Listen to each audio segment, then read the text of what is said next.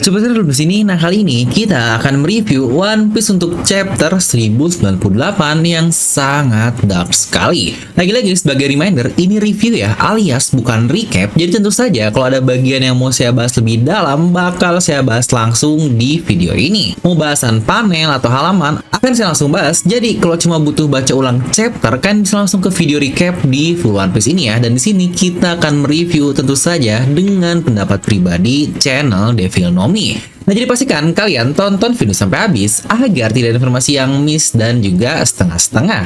Dan buat kalian juga yang baru masuk ke channel ini, bisa bantu subscribe dan nyalakan bel notifikasinya ya. Serta sebelum mulai, ada sponsor dari video ini yang cocok banget nih buat kamu-kamu yang lagi nyari kaos One Piece tapi nggak mau banget kelihatan wibu di depan umum. Kalian bisa langsung pesan untuk kaos Akagami no Jeki ini yang bahkan baru beraksi dengan wifi haki pedangnya di episode terbaru. Untuk pemesanan bisa COD, ada free ongkir, dan tentu saja bisa menggunakan voucher khusus spesial untuk kamu penonton YouTube Devil Nomi dengan kode voucher di kolom deskripsi di bawah ya. DRM level up your wibunas. Nah, mari siapin kopi, jangan lupa nih besar, pasang headsetnya, ambil posisi PW, and wadidaw.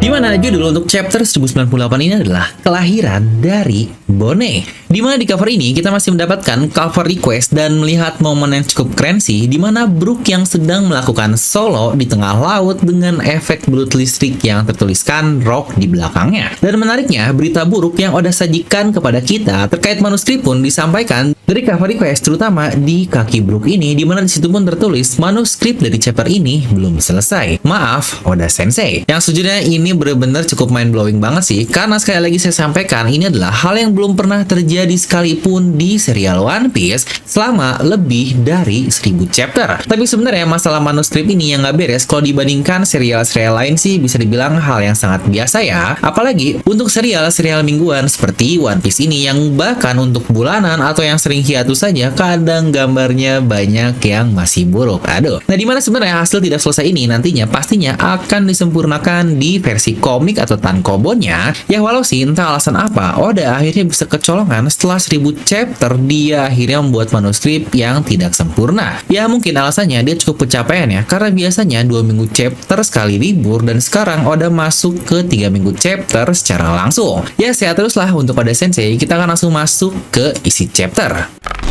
Dimana chapter terus berlanjut pasca Jinny diculik yang menjadi penutup dari chapter lalu, dan di sini pun kita melihat kalau semua pasukan revolusioner dalam keadaan super sibuk, terutama dengan banyaknya pemberontakan yang terjadi di berbagai daerah. Bahkan Iva pun bilang dia sedang sibuk dalam mengobati yang terluka di Goa Kingdom, yang sejujurnya ini adalah hal yang cukup menarik. Pertama untuk timelinenya ini terjadi 14 tahun yang lalu ya, yang berarti 2 tahun sebelum Luffy makan buah iblis Gomu-Gomu dan 2 tahun juga sebelum dia bertemu Ace dan Sabo.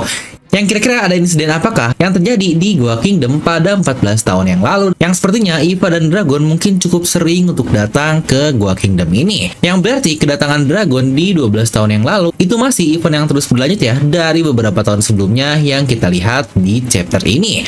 Nah, di sini pasukan revolusioner butuh bantuan di daerah South Blue dan Kuma pun akhirnya menawarkan diri biar dialah yang datang dan membereskan semuanya. Tetapi Iva sendiri sadar betul dengan apa yang telah terjadi kepada Kuma. Singkatnya, Iva berkata, sejak Jinny ditangkap, Kuma menjadi bergerak tanpa pikir panjang, yang sebenarnya itu adalah hal yang sangat-sangat bisa kita terima untuk menyibukkan diri dari kesedihan yang dialami akibat kehilangan Jinny. Dimana Jinny ditangkap karena berhasil mendapatkan perhatian dari Tenryubito, yang akhirnya dia dibawa oleh kapal pemerintahan dunia dan akan membuat Jinny untuk menjadi istrinya. Dimana pasukan yang melapor meminta maaf sedalam-dalamnya karena musuh menyerang sangat mendadak. Bahkan dia sampai berkata, kumohon maafkan kami sangat-sangat menyesal. Yang wah ini gila sih, mereka bahkan sampai merasa bersalah sebegitunya untuk hal yang memang benar-benar di luar kendali dari mereka juga. Dan dalam momen Kuma yang beraksi kesana kemari, di mana pasukan revolusioner memenangkan banyak perang di berbagai negara, sampai akhirnya Kuma pun berkata kepada Dragon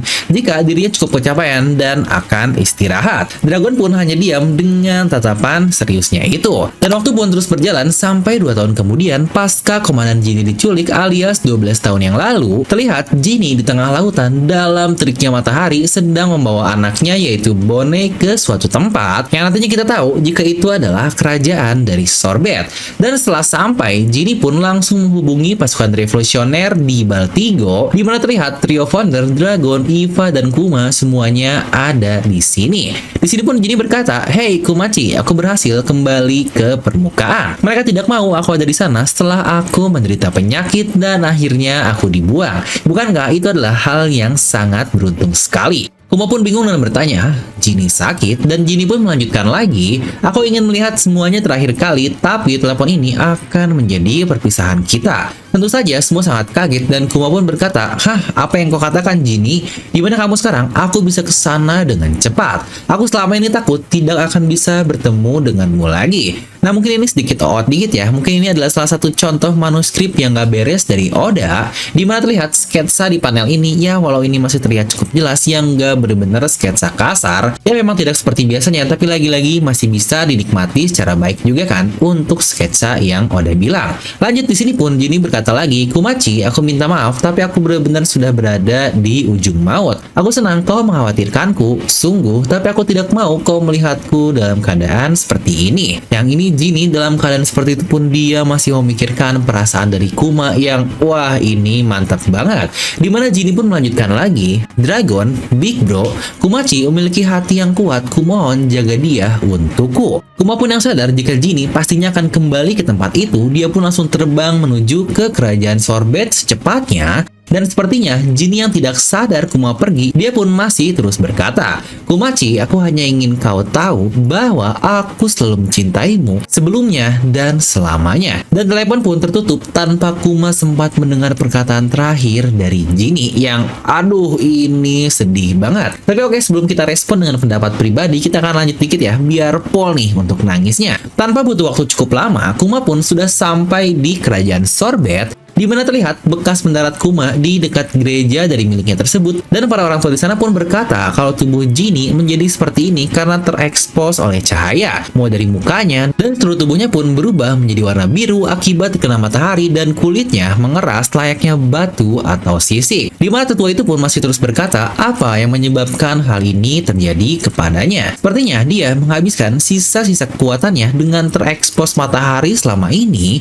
untuk melewati lautan dan sampai ke negeri ini hanya untuk keselamatan dari anaknya yaitu Bonnie. Di mana sini pun terlihat tangan, kaki dari Ginny ini benar-benar muncul semacam kulit berbentuk batu berlian, dan tentu saja Kuma sampai dalam keadaan yang sangat telat karena Ginny telah tiada ketika dia sampai. Di mana Kuma terus mengingat-ingat semua momen yang ada bersama Ginny, mulai dari mereka yang sampai ke Sorbet, kata-kata Ginny ketika mengajaknya nikah, dan itu pun hanya menjadi memori dalam pelukan Kuma yang wah ini sedih banget.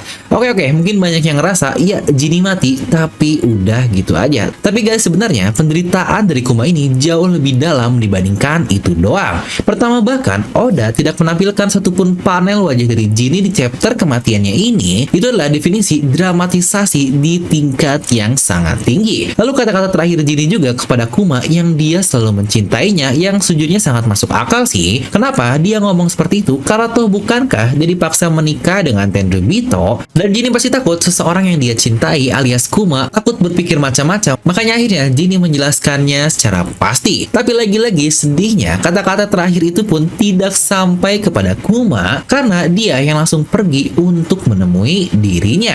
Yang bahkan 13 tahun lalu Ginny mengajaknya menikah, tapi Kuma tidak mau karena alasan yang kita semua ketahui, yang sejujurnya kita pun mengerti dengan alasan dari Kuma ini, yang bahkan sampai selama itu Kuma tetap kekeh dan memendam rasa cintanya sendirian, sampai akhirnya sosok yang dia cintai harus pergi selamanya dari hidupnya. Yang sejujurnya kurang tragis apa flashback dari Kuma ini, yang bahkan kata-kata yang udah sajikan di chapter ini pun mendukung semua hal tadi ke tingkatan yang lebih tragis lagi. Mulai dari kata-kata Eva di awal yang bilang Kuma menjadi ceroboh pasca Ginny diculik lah dan sebagainya, itu pun menjadi bukti betapa cintanya Kuma kepada Ginny. Namun itulah bodohnya pria, kadang sifat kurang beraninya lah yang harus menyebabkan hal-hal buruk pun terjadi, anjay. Dan hebatnya lagi, Oda hanya dalam beberapa chapter dia memperkenalkan Ginny Dia bisa membuat karakternya yang sangat-sangat dominan, tegas, periang yang cukup mirip dengan Nami, dan tentu saja itu pun membuat kita semua jadi ngefans dengan satu karakter ini. Jadi walau kematiannya di flashback tetap berdampak luar biasa ke sisi emosional dari pembacanya. Ya Oda emang gak pernah main-main sih dalam nge-build sebuah story dari karakternya. Nah oke lanjut, dimana setengah bagian awal tadi adalah bagian mellow-mellow, dark gloomy dari chapter ini, dan setengah bagian sisanya adalah bagian semi-fun dengan Kuma yang belajar menjadi seorang ayah. Ya di sini pun terjawab jika Bone adalah anak dari Jinny dan Tenryubito yang entah siapa, yang berarti teori-teori beredar sebelumnya yang bilang Jinny ibu dari Luffy lah, Bone anak kandung dari Kuma lah, atau Bone adalah klon dari Jinny. Ternyata pemikiran Oda sekali lagi masih tidak bisa ditebak karena Bone adalah anak dari Tenryubito yang wadaw banget. Setidaknya dari sini cukup terjawab kenapa pemerintah cukup menjaga Bone sejak lama. Bahkan Akainu pun cukup kaget kalau Bone sempat kabur karena ya lagi-lagi dia adalah anak dari Tenryubito. Dan dari sini juga cukup terkonfirmasi jika usia Bone yang sebenarnya ada di 12 tahun. Makanya dia selalu dikatakan sebagai gadis kecil oleh semua orang karena emang dia masih bocah 12 tahun yang kira-kira ini Gen Z atau Gen Alpha ya untuk Bone ini. Yang sepertinya momen ketika dia menolong Zoro di Sabone Archipelago adalah wujud asli dari Bone di usianya yang ke-12 tahun. Nah di sini Kuma yang berlatih menjadi ayah diajari oleh para tetua-tetua di negeri tersebut bagaimana cara memberikan dot yang benar. Untungnya lagi-lagi ada orang tua yang mau membantu Kuma, seorang pria yang pasti tidak bisa untuk mengurusi anak seorang diri.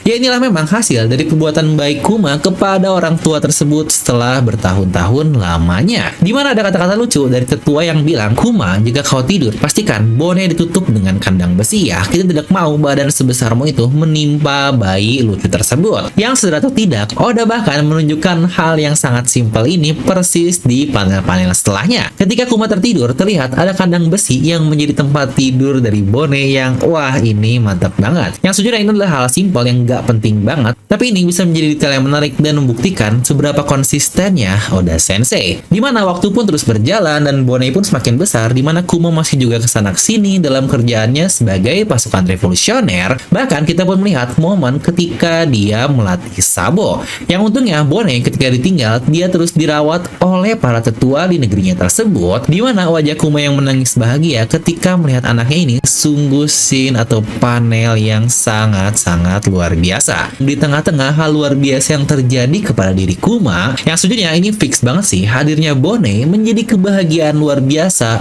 bagi Kuma ini. Mungkin buat kalian-kalian yang sudah menjadi ayah bakal relate dengan apa yang terjadi kepada Kuma. Karena bukankah membaca One Piece biasanya dari bocah sampai punya bocah lagi kan? Dan tahu-tahu Kuma menutup semua jendela yang ada di gereja dan menunjukkan kalau Bone ternyata memiliki penyakit yang sama seperti ibunya, yaitu Jinny.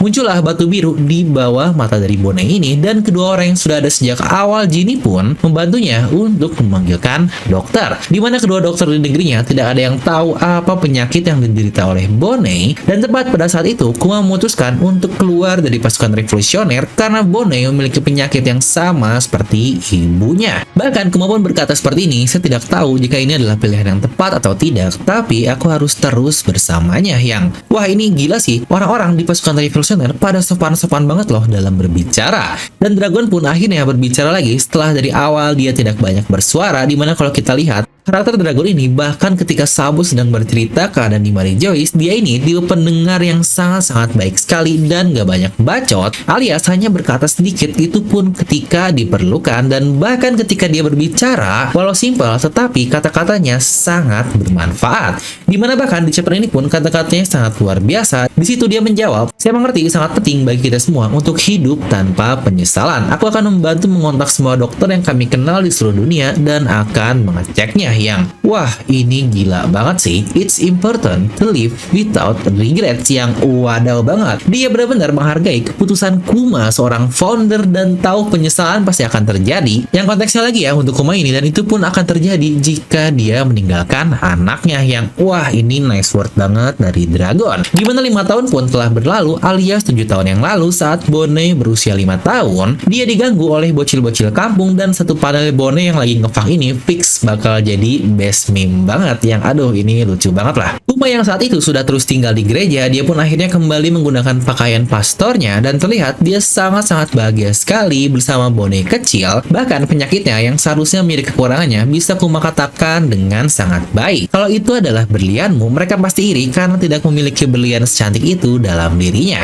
Bonnie tentu yang masih bocah sangat girang dong dipuji seperti itu oleh ayahnya. Kuma ini definisi manusia paling baik yang pernah udah ciptain di serial One Piece. Dimana Bonnie sejak kecil ternyata sudah sering membaca buku dan Kuma pun bertanya, "Hai Bonnie, kalau kamu ingin jalan-jalan, tempat mana yang kamu ingin tuju?" Maksudku tentu saja setelah penyakitmu cukup baikan, dan Bonnie pun menjawab, "Aku ingin pergi ke Pulau Langit legendaris." Kuma bahkan tidak tahu loh terdapat Pulau Langit itu. Di sini bahkan Bonnie pun menunjukkan bukunya dan dia pun melanjutkan lagi, "Itu akan semakin dekat dengan matahari, apakah kita akan bertemu nikah di atas sana?"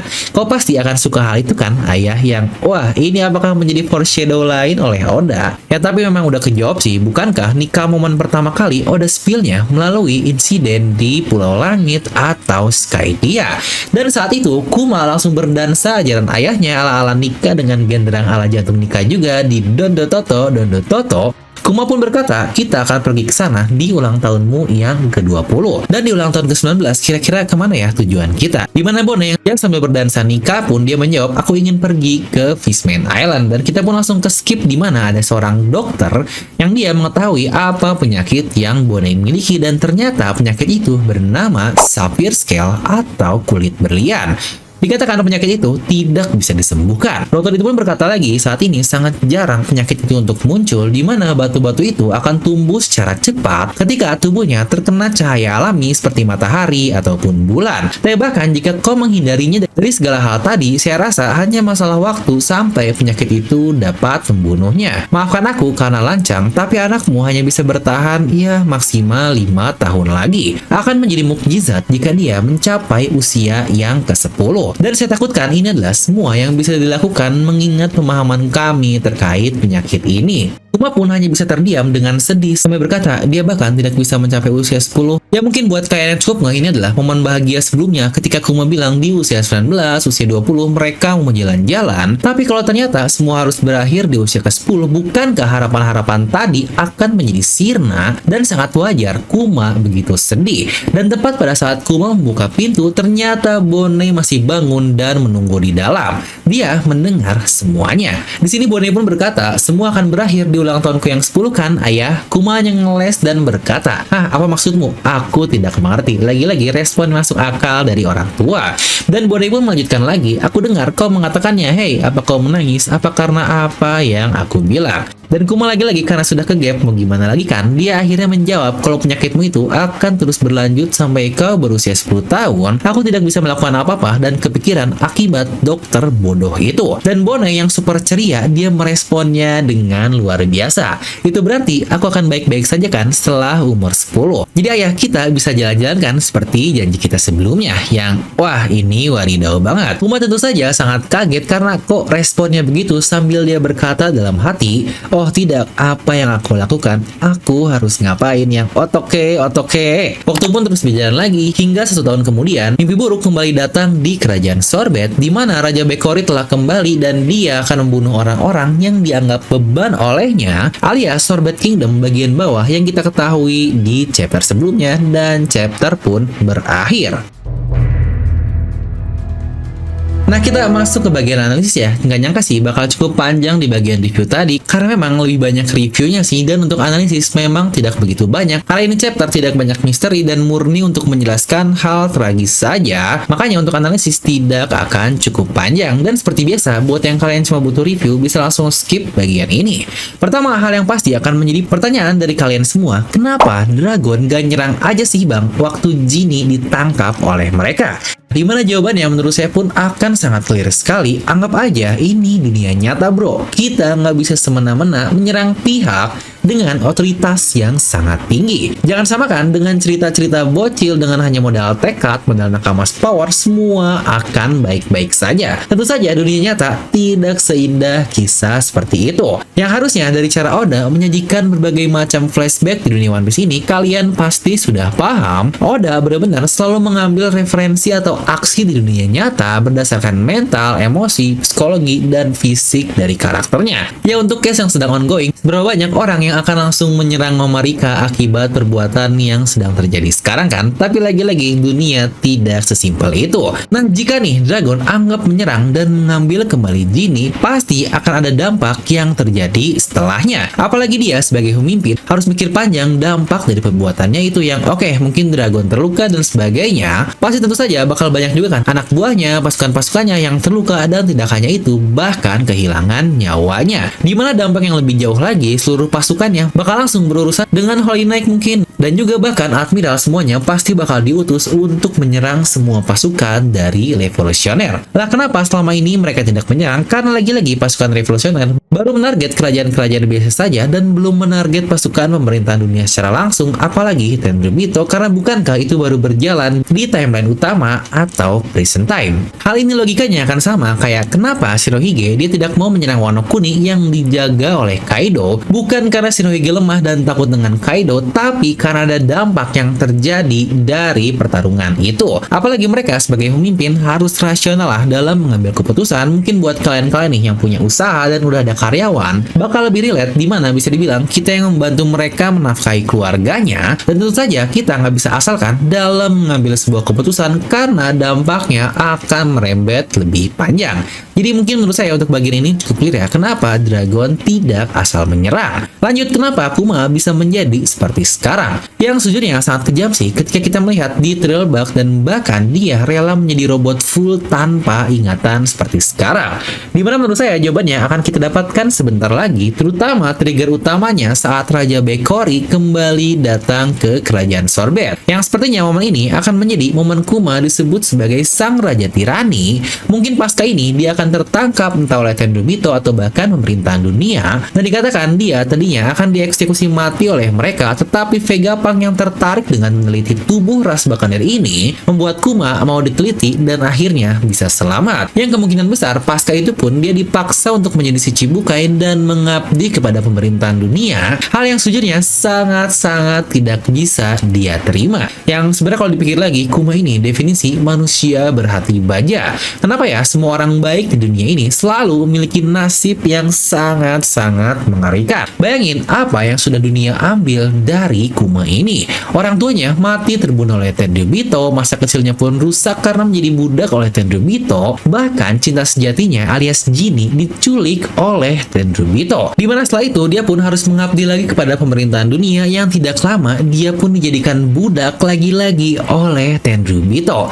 Kurang adil apalagi coba dunia. Dan itu pun kenapa harus kepada sosok luar biasa baik seperti Kuma. Oda benar-benar ngeluarin semua momentum flashbacknya di satu orang ini, dan mungkin alasan Kuma diubah menjadi robot tanpa perasaan pun, lagi-lagi jika itu atas keinginannya, sejujurnya saya masih bisa mewajarkannya. Kenapa? Karena semua dunianya udah diambil secara mutlak. Dia mungkin udah berpikiran, ya udahlah bodo amat dengan apa yang akan terjadi di dunia ke depannya. Walau tentu saja dari sisi emosi, pastinya akan lebih senang dong Kuma yang masa lalunya seburuk ini bakal lebih memuaskan kalau dia bisa kembali dan mengajar balik semua orang yang membuat dunianya hancur kan. Tapi lagi-lagi ingat perkataan saya tadi, dunia ini memang tidak adil. Kadang semua proses yang dilalui tidak berbanding lurus dengan hasil yang didapatkan. Tapi untuk bagian ini lagi-lagi kita harus menunggu proses dari sang dewanya alias Oda. Dan terakhir yang mungkin akan menjadi cukup penasaran, bagaimana Bone bisa sembuh padahal dikatakan itu penyakit yang tidak ada obatnya. Apakah teori selama ini benar kalau Bone adalah kloningan dari Bone ini sendiri karena dia telah mati? Yang sejujurnya ini adalah hal yang sangat menarik, tapi rasanya jawabannya pun akan muncul nanti. Tapi ingat, hal sama pun pernah terjadi dan akhirnya dapat sembuh juga, dimana itu adalah penyakit yang serupa dengan sapphire skin alias Amber Lid Syndrome yang diderita oleh Lau ketika kecil di negerinya Fleafans. Dikatakan itu adalah penyakit yang tidak bisa disembuhkan, bahkan sama persis loh dengan yang terjadi kepada Ginny, umur Lau juga tidak lama lagi akan berakhir. Tapi keberuntungan masih berpihak kepada Lau ini, dia menemukan buah iblis yang dapat menyembuhkan penyakitnya, dan Lau masih hidup sampai sekarang. Nah, sejujurnya saya pun cukup sangsi hal sama ini akan terjadi kepada Bonnie. Lagi-lagi kemungkinan buah iblis lah yang akan menyembuhkan penyakit yang tidak bisa disembuhkan tersebut. Walau untuk prosesnya bagaimana sih masih belum kebayang, mungkin akan terjawab di chapter-chapter ke depannya. Dan ngomong-ngomong tentang penyakit dari Sapphire Scale ini, ada yang mention saya di Instagram bahwa ini cukup mirip dengan penyakit dari Kapten York atau Kapten Brook di Bajak Laut Rumbar. Yang sejujurnya setelah saya baca-baca ulang chapternya memang cukup mirip sih, kulitnya berubah menjadi beruam dan bahkan berwarna biru seperti itu. Dimana untuk ruangannya pun harus dalam keadaan tertutup. Yang apakah Oda menyampaikan sesuatu dari penyakit ini yang untuk kali ini kita perlu menunggu lagi. Nah, jadi itulah untuk review chapter 1098 yang sejujurnya ini menjadi chapter yang sangat-sangat luar biasa. Lagi-lagi bukan dari sisi informasi, misteri atau apapun itu, tetapi dari sisi emosional yang maksimal banget. Maka akan saya kasih nilai 9,5 dari skala 10. Ya, karena petualangannya nggak begitu banyak yang menjadi core dari serial One Piece, tetapi kalau dari sisi emosi bakal saya kasih 100 dari 10. Pokoknya ini chapter yang mantap banget. Kira-kira kalau menurut kalian berapa? Coba tuliskan di kolom komentar. Dimana hal-hal menyedihkan yang udah sajikan di chapter ini pun yang lebih sedih lagi adalah ternyata semua ini masih belum selesai, guys. Chapter depan masih terus berlanjut dan pastinya akan menyedihkan lagi. Kita mungkin akan mengetahui fakta ketika Kuma ditangkap lalu dijadikan cyborg dan alasan kenapa dia mau menolong banyak Lotopi Jerami di Sabuni Archipelago pun akan mulai terjawab. Ya, intinya jangan lupa untuk subscribe dan nyalakan bel notifikasinya ya, agar tidak tertinggal informasi seputar One Piece. Dan minggu depan kita akan libur ya. Jadi sampai bertemu lagi di video review 2 minggu dari sekarang. Nah, semoga kalian terhibur dengan video ini. Like aja kalian suka, dislike aja kalau suka. Jangan lupa untuk subscribe dan juga share di teman kalian. Gue Dev pamit and I'll see you guys next time.